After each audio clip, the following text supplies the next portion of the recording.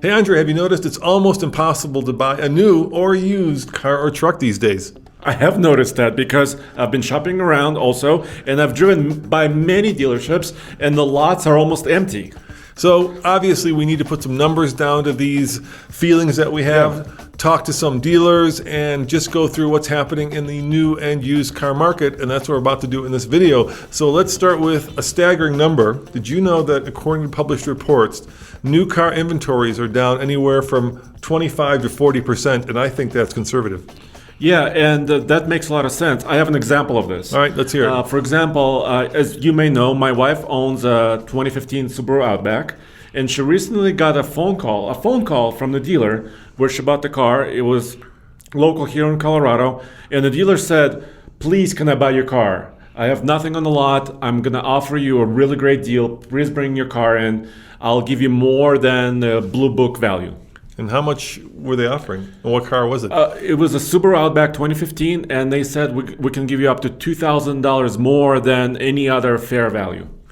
Wow. Which is crazy. Yeah, and that's what's happening not just to you, Andre, and your wife, but to everybody. And part of the reason for that is, of course, you can't separate new and used car markets because the two kind of walk together lockstep. But let's talk about demand first and foremost. Once again, according to recent reports, year-over-year demand for new cars is up 111%. Yes. So we've got this perfect storm happening, right, where you've got a lot of demand and then you've got a lot of supply chain issues, which we'll get into in a second, but 111% over this time last year. Yeah, and it makes a lot of sense because what happened a year ago, right? March and April of last year, 2020, that was a major lockdown, right? Everybody was at home, nobody was buying anything, the dealerships were closed, right? And now, of course, we're kind of coming back from it. And I can see right here on TFLtruck.com, you can see some of the latest truck sales, as much as we have from Toyota and Ford and Honda and some others. For example, F-Series trucks saw over double trucks sold in April of 21 versus April of 2020. I interrupt the video to let you know about this week's TFL Bids Bargain. As you know, we have many really cool trucks and off-road SUVs for sale, and this truck is very hard to find, it's very desirable, and it's brand new with 19 miles on the odometer. It is the 2021 Ram TRX Super Truck with a Hellcat supercharged V8 engine and a TR2 premium package with a lot of luxury items on it, side steps, tonneau cover, and beadlock capable wheels. It's really cool, and check it out using the link in the description of this video below, and you can bid on it and get it without huge dealership markups. And don't forget, use the submit button at the top of the screen over there at tflbids.com to sell your truck or off-road SUV and have it go to a like-minded enthusiast. So we've got the situation where we've got incredible demand, and then of course we have supply issues, right? The one that everybody's been talking about, the one that's kind of very critical is chip issues. Now, a modern vehicle has a lot of chips in it. Depending on how you define chips, it can be anywhere from a dozen to 3,000. Are you talking about potato chips? I'm not talking about them. I'm talking about silicone-based computer chips. Depending on how you define them, anywhere from a dozen to 3,000, depending on how you define it. Yes. But the major issue that happened with chip demand and supply was that there's a plant that manufactures a vast majority of these. I take it it's in Thailand, not in Thailand, in Taiwan. Yeah. And about a year ago, I think there was a fire that not only destroyed the chips that they were working on, but destroyed the equipment that also manufactures the chips. So you've got the leading supplier of chips now having to basically rebuild the assembly line, along with the fact that you've got not just cars, but all kinds of electronics that now demand chips. These laptops, you know, your phone, probably your toaster, your refrigerator if it's smart, right? Yes. And all of a sudden, you know, you've got a situation where you don't have enough chips, and manufacturers are doing crazy things. So let's talk about some of the things that they're doing before we talk about some more numbers. For instance, GM is selling trucks without cylinder deactivation. Yeah, so they came out a couple of years ago with this technology where it was called dynamic fuel management, also skip fire technology, where an engine in the truck can actually run on 2 cylinders sometimes, 3, 4, 5, etc., or up to 8 cylinders. And actually, the computer that controls that apparently can be taken out separately. So some of the new Chevy trucks, Silverados and GMC Sierras that they're selling right now have that brain kind of removed. It's still a fully functioning truck, right? It still drives, but it may be getting slightly less economy. And ironically, many people and buyers are happy about that. They're like, I don't want to skip fire. They're like, keep the brain, GM. We're fine without the cylinder deactivation. It has had issues. The other thing that GM was doing was they were selling trucks and cars with only one key, and saying, when we get the chips, we'll give you the second key. Now, let's talk about GM. GM says that the average transaction price is now up to $43,600 for their vehicles. That's a lot of money, dude.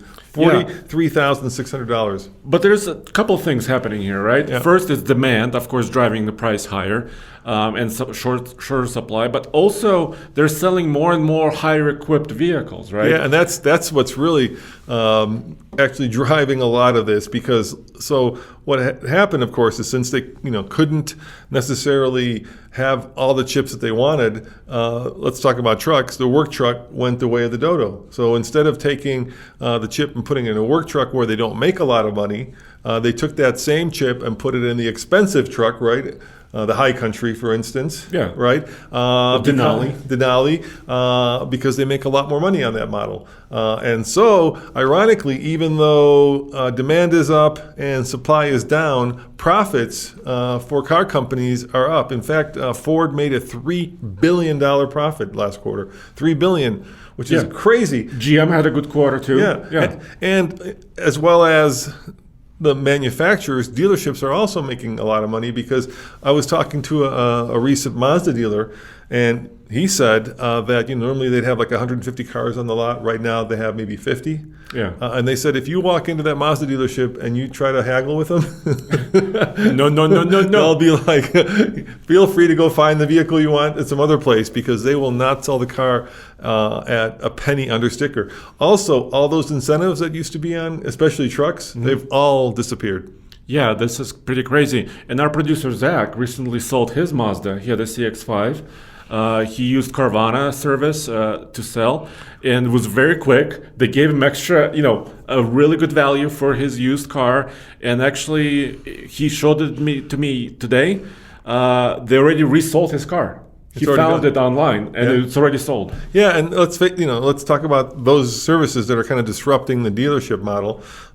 There's Carvana, there's Vroom, there's a bunch of them, right? And basically the model there is they buy used cars and then they put them online and then they sell them and they deliver them to your house. So basically there's no dealership involved. Yeah, whatsoever. You don't have to go anywhere. There's no salesman, right? You go online, you find the car you like. And a lot of that right now is kind of a gold rush, right? So those companies are in a lot of ways funded by either venture capitalists or a lot of money coming out of the private sector, and so they're all competing for the same cars, which is also helping to drive up the price of used cars, right? Because they need inventory to be able to sell on the website. Right, and of course, dealership like the one that called my wife. They have the same worry, right? If you're driving by a dealership and the lot is empty, you might think that they're closed, right? Or they're out of business, but they're not closed. In fact, it's a serious issue, right? And they need cars, and everybody has the same demand, right?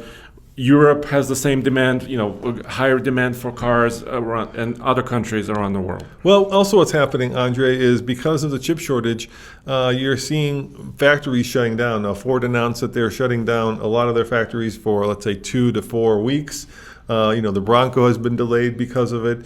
The Ranger has issues. And even, you recently did a story about the Super Duty, right? And even vehicles that have been manufactured are sitting. What's that picture? Tell me what that story was. Yeah, so the story actually came out about a week or so ago, and a Kentucky Derby happened. And this was in Kentucky, and people were driving by the highway, and all of a sudden people noticed this: 20,000 Super Duties, fields and fields full of new trucks, and they happen to be Super Duties because they're built in Kentucky. And so the story is, I actually reached out to Ford, and there's a statement right here on TFLtruck.com specifically what Ford said. The global semiconductor shortage continues to present challenges to a number of industries, including automakers worldwide. This is official Ford statement. Our teams continue prioritizing key vehicle lines for production, making the most of our available semiconductor allocations. Ford will build and hold these vehicles for a number of weeks, then ship the vehicles to dealers once the modules are available. So they're holding them. I mean, they've pre-built them. Obviously, most of the trucks are there. But now they're sitting in fields in Kentucky, Michigan, and other places. Yeah, so either they're laying off or at least furloughing factories, right, or workers, or they're stockpiling vehicles because they don't have the chips to actually send them to the dealers. Now, this is, of course, we're picking the most extreme examples. There are still a lot of vehicles that are in production. Toyota actually saw this issue. So one of the stories out there right now is that Toyota, in fact, stocked up on semiconductor chips, right? And so that they're not as affected by this. But then I read that also, like, for instance, the RAV4, which is now Toyota's most popular vehicle, the plant shut down in Canada because of COVID. So, if it's not one thing, it's another. So let's talk about how that's affected used car prices. This year, used car prices are up 21%. The average used car price in America is gone over $25,000 for the first time ever. We're at $25,463 right now, according to published reports, Andre. And so, obviously, if new car prices are high, that's also going to drag along used car prices. So it's also difficult at this time to find a used car. And we have personal experience with this too. We bought 3 used trucks recently, right, for a series, no payment needed. It was very hard to find them, first of all. And then we are selling them on TFLbids.com, and they're bringing in big money, right? Yeah, we sold the first one, the Chevy that we bought, with 200,000 miles for, I think, $7,700. Yeah, which sounds like a crazy number, actually. For a 98 Chevy with over 200,000 miles that we did take care of and we did upgrade. So but still, nevertheless, it's a year ago that truck would have been maybe at best a $4,000 or $5,000 truck, and now here it is almost $8,000. Mm-hmm. So once again, the problem, of course, with all these kinds of issues, even with real estate, is it's always ideal to buy low and sell high, or sell high and buy low, but you can't do that, right? So you can sell high. You can sell, but you're also going to have to buy high. Yes. And the question I think a lot of people are asking is, okay, well, I may not need a new car right now. How long is the situation going to last? Now, I've talked to a number of sources.